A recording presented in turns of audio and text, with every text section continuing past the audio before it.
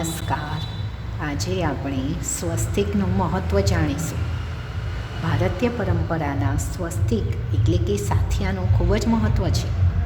આપણે ત્યાં કોઈપણ ધાર્મિક કે માંગલિક વિધિમાં અથવા કોઈપણ શુભ પ્રસંગોમાં સ્વસ્તિકની હાજરી અગ્રેસર હોય છે.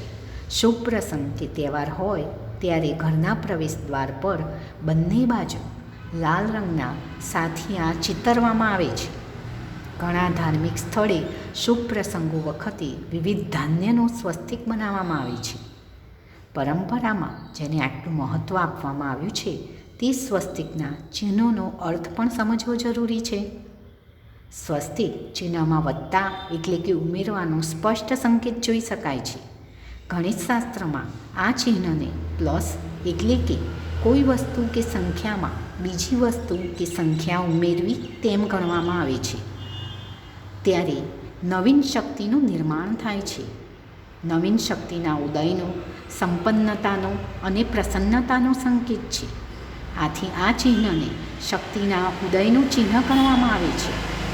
આમ સકારાત્મક ઉર્જા ઉત્પન્ન થાય છે. આ ચિહ્ન સર્વસામાન્ય ચિહ્ન છે, કારણ કે તે ચારે દિશાઓનો સંકેત આપે છે. સાથે શક્તિના સ્ત્રોતનો પણ શુભ સંકેત છે. સ્વસ્તિકનો બીજો અર્થ સૌભાગ્ય પણ થાય છે. સ્વસ્તિક શબ્દ સ અને અસ થી બનેલ છે. સ એટલે સાર, મંગળ, શ્રેષ્ઠ, કલ્યાણમય, જ્યારે અસ એટલે સત્તા. આમ સ્વસ્તિકનો અર્થ બને છે કલ્યાણમય સત્તા. બીજા શબ્દોમાં કહીએ તો માંગલ્યનું અસ્તિત્વ. સ્વસ્તિક ચિહ્નમાં વિશ્વના મંગલમય વિકાસની ભાવના રહેલી છે. સ્વસ્તિક ચંદન, કંકુ, સિંદૂરથી બનાવવામાં આવે છે.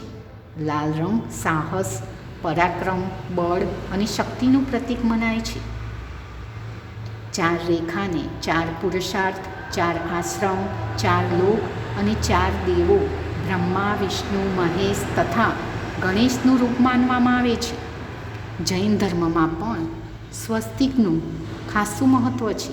જૈન પુરુષો જ્યારે દેરાસરમાં જાય છે ત્યારે પ્રભુની સ્તુતિ કરતાં પહેલાં પાટલા ઉપર ચોખા વડે સ્વસ્તિક બનાવે છે.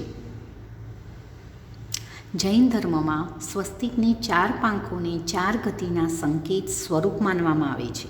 જે 4 ગતિ આ પ્રમાણે છે: દેવગતિ, મનુષ્ય ગતિ, પશુ પક્ષી વનસ્પતિ ગતિ અને નરકની ગતિ. મનુષ્ય જેવા કર્મ કરે છે તે પ્રમાણે તેને બીજા ભવમાં એટલે કે બીજા જન્મમાં આ મુજબની ગતિ મળે છે. પ્રત્યેક શુભ અને મંગલમય કાર્યોમાં તે સાક્ષી તરીકે ઉપસ્થિત રહે છે. તેથી તેને સાક્ષીઓનો અભ્રંશ થઈને સાખીઓ, પછી તે સાથીઓ થઈ ગયું હોવાનું મનાય છે. જય શ્રી કૃષ્ણ.